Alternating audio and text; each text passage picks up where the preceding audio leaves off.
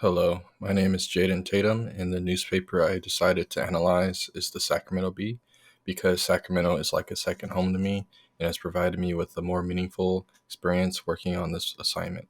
The newspapers I analyzed ranged from 1857 to 1983, the two middle years I chose being 1889 and 1920. In the earliest year, I found a newspaper published on February 6th, 1857. The publication was using the name The Daily Bee instead of the most recent and current name, The Sacramento Bee. The newspaper followed the column formatting, and about 30% of the page was devoted to editorials, and about 70% was devoted to advertisements. Most of the ads were for businesses such as stables, salesmen, dental offices, hotels, and restaurants. This page uses graphic symbols only in the section where ads were promoted. All the columns are the same width, but everything seemed all over the place. The first two columns were rather organized since it was editorial content, but the other three columns used different fonts and font sizes, and also took up random amounts of space. The news items on this page contain poems and book material, which I found to be interesting because there is not any hard news content like current events or groundbreaking news. The next newspaper was published on January 14th, 1889, and it too still used the name The Daily Bee. About 80% of the page was devoted to editorials and 20% to advertisements. Most of the page contained different headlines in the columns, and the sides of the page were left for ads. This was probably the most organized of the four newspapers. Most of the font that was used was the same, and the columns were headlined and spaced apart in the same way. This newspaper had news content about government and politics, a train wreck, and murder.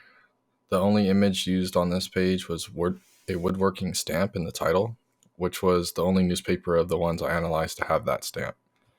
The other middle year I covered was a newspaper published on October 23rd, 1920, and this newspaper was titled The Sacramento Bee instead of The Daily Bee. About 80% was devoted to editorials and 20% to advertisements. Most of the page contained multiple stories within a column, and the bottom of the page was left for ads. The ads on this page promoted businesses such as jewelry, men's fashion, cars, and an optician company. This newspaper was probably the easiest to read compared to the earlier two newspapers when factoring in the use of columns. The columns were organized and spaced the same, used the same font, and also used big bold headlines to let the reader know when a news story started. This newspaper had news content about government and politics. It also had news about gambling, a railway strike, and news pertaining to students and teachers. This newspaper also provided statistical information about its circulation, which none of the other newspapers I chose did. The latest year of the newspaper I analyzed was published on December 31st, 1983, and it went away from the traditional use of columns and heavy written material. The entire page was left for editorial content, but the number of stories was far less than in the previous years, and images promoting other stories were at the top of the page. There were 6 images used in this newspaper, with a picture of a famed restaurant called Animal House taking up at least 30% of the page. The restaurant was known for having animal head trophies up as part of its decor, but it went up for sale.